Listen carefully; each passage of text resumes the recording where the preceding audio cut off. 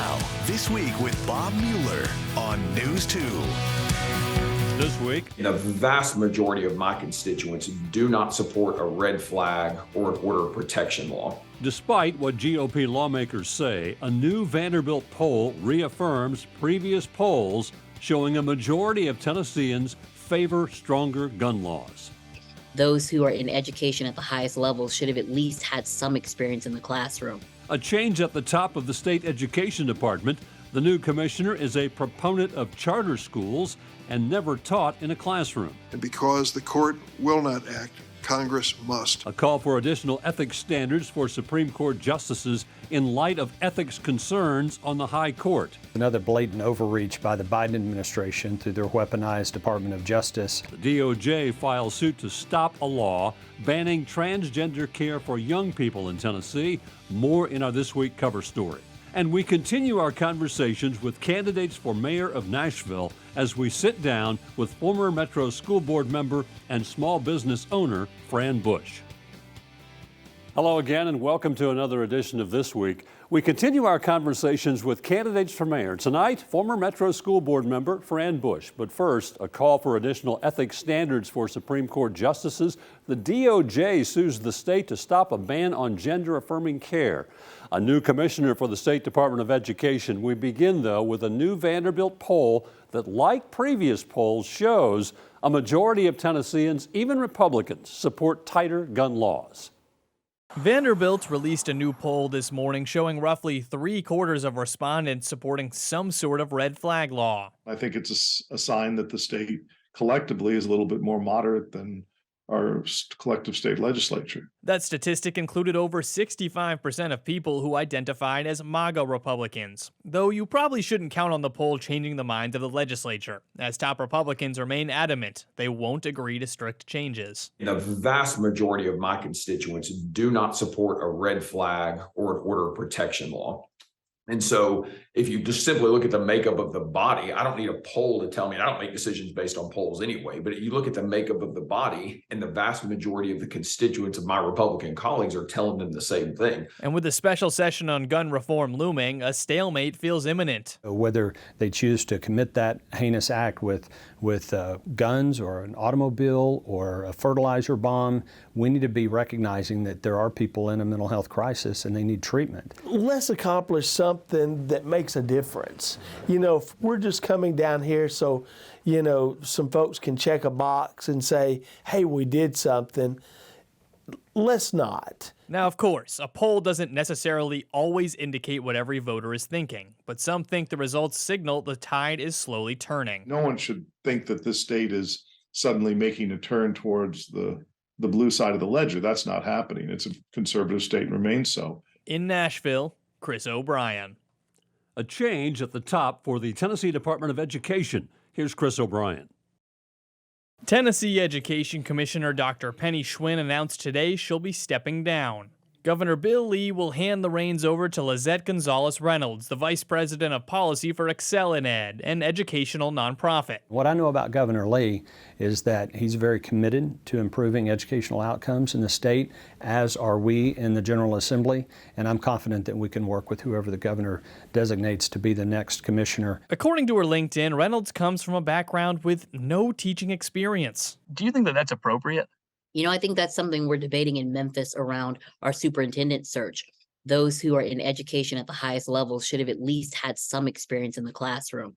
But I don't think that negates a person from serving in this capacity. Well, I've not met the new commissioner designee that has been announced. I look forward to meeting her and getting to know her and hope that we can have a good working relationship moving forward. Excel in Ed has a policy goal of introducing more charter schools. The future commissioner herself wrote a blog post about how states should use COVID relief funding to bankroll them. I want to see that same energy for our traditional public school. Now, Senate Minority Leader Ramesh Akbari was quick to point out she isn't trying to write someone off before they've even come in. The main thing for me is I want to keep an open mind, but at the end of the day, my number one goal is no matter where a student lives, no matter the zip code, no matter the grand division, they can go to a well-funded public school. The new commissioner will be sworn in July 1st.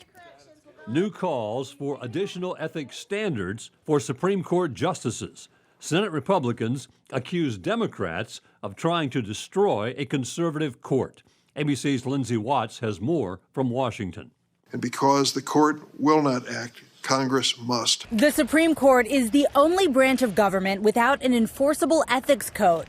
And Senate Democrats are ratcheting up calls for unprecedented new requirements for the High Court. Only Supreme Court justices refuse to allow their conduct to be investigated or reviewed. Ethics concerns have been swirling after reporting on financial ties between Justice Clarence Thomas and a wealthy GOP megadonor. Thomas has denied any wrongdoing. Republicans accuse Democrats of having selective outrage toward conservative justices. We're going to push back as hard as we can and tell the American people the truth about what's going on here. This is not about making the court better. This is about destroying a conservative court. Chief Justice John Roberts declined to testify at the Senate hearing on Supreme Court ethics. He did provide a written response, highlighting a judicial committee that helps justices comply with disclosure requirements and ethical guidelines. Roberts says he's not aware of any instance of a justice in the committee failing to resolve an issue. Democrats have an unexpected ally in their calls for ethics reform. Retired federal judge Michael Ludig, a prominent conservative and former advisor to Vice President Mike Pence.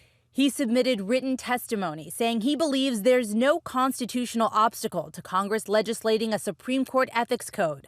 Others, though, testified that the Constitution is clear on separation of powers. It is the Supreme Court and not the Congress that has the constitutional prerogative to decide whether to adopt a formal code of conduct governing the individual justices.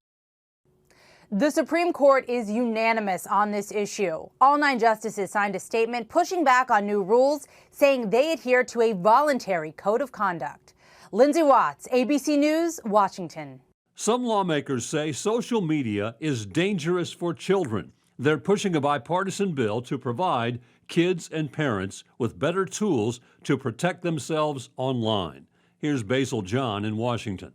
We lost our son Mason to the viral social media challenge, the choking game. My son was 14 when he was bullied for being Black. Parents and advocates shared stories Tuesday on how social media is harming kids. The constant quantification of my worth through likes, comments, and followers increased my anxiety and deepened my depression. To stop that in the future, Connecticut Democratic Senator Richard Blumenthal and Tennessee Republican Senator Marsha Blackburn are introducing legislation to promote online safety. Our bill aims to reduce the harms. Our children are suffering at the hands of big tech. The bill forces big tech to prioritize care for kids and provide transparency about their algorithms. It says to big tech, you must reduce or mitigate harms. But some tech groups say the bill is the wrong approach to creating a safe environment online.